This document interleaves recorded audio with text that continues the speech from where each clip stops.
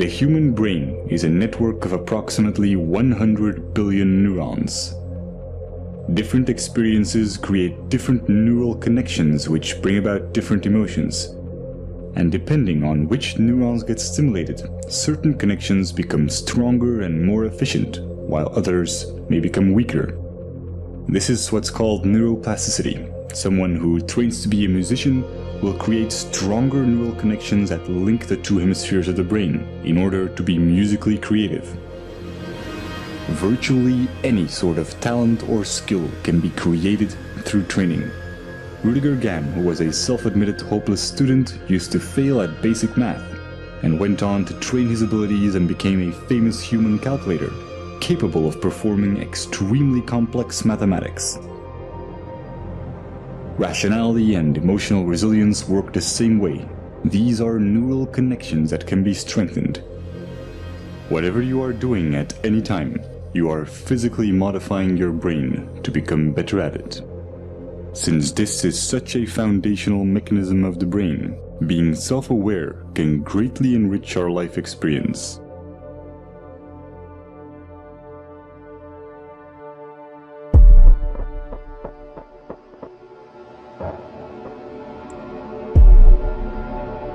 Specific neurons and neurotransmitters, such as norepinephrine, trigger a defensive state when we feel that our thoughts have to be protected from the influence of others.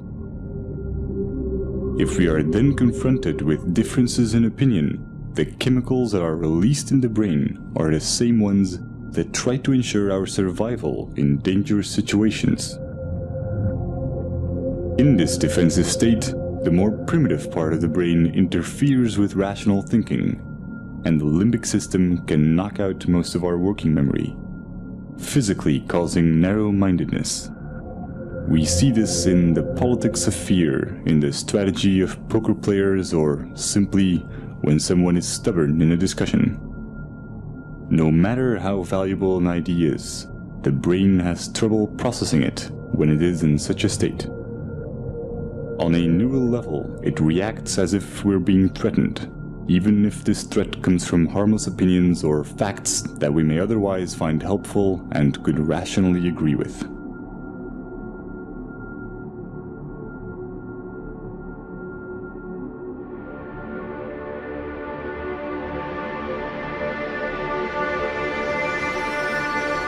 But when we express ourselves and our views are appreciated, these defense chemicals decrease in the brain, and dopamine neurotransmission activates the reward neurons, making us feel empowered and increasing our self-esteem.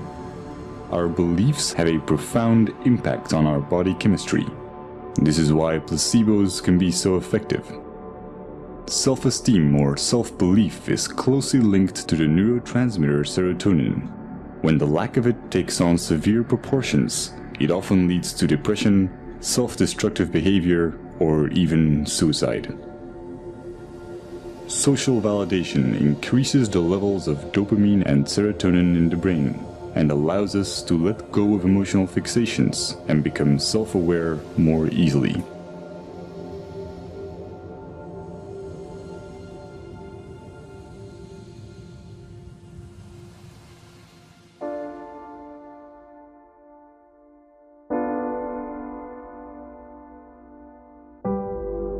Social psychology often looks at the basic human need to fit in and calls this the normative social influence.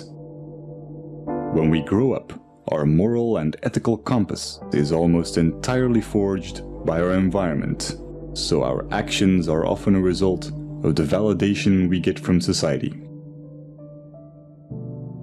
But new developments in neuroscience are giving us a better understanding of culture and identity. Recent neurological research has confirmed the existence of empathetic mirror neurons. When we experience an emotion or perform an action, specific neurons fire. But when we observe someone else performing this action, or when we imagine it, many of the same neurons will fire again, as if we were performing the action ourselves. These empathy neurons connect us to other people, allowing us to feel what others feel. And since these neurons respond to our imagination, we can experience emotional feedback from them as if it came from someone else. This system is what allows us to self-reflect. The mirror neuron does not know the difference between it and others, and is the reason why we are so dependent of social validation and why we want to fit in. We are in a constant duality between how we see ourselves and how others see us. This can result in confusion in terms of identity and self-esteem, and brain scans show that we experience these negative emotions even before we are aware of them. But when we are self-aware, we can alter misplaced emotions because we control the thoughts that cause them. This is a neurochemical consequence of how memories become labeled when retrieved and how they are restored through protein synthesis. Self-observing profoundly changes the way our brain works. It activates the self-regulating neocortical regions, which give us an incredible amount of control over our feelings. Every time we do this, our rationality and emotional resilience are strengthened. When we are not being self-aware, most of our thoughts and actions are impulsive. And the idea that we are randomly reacting and not making conscious choices is instinctively frustrating.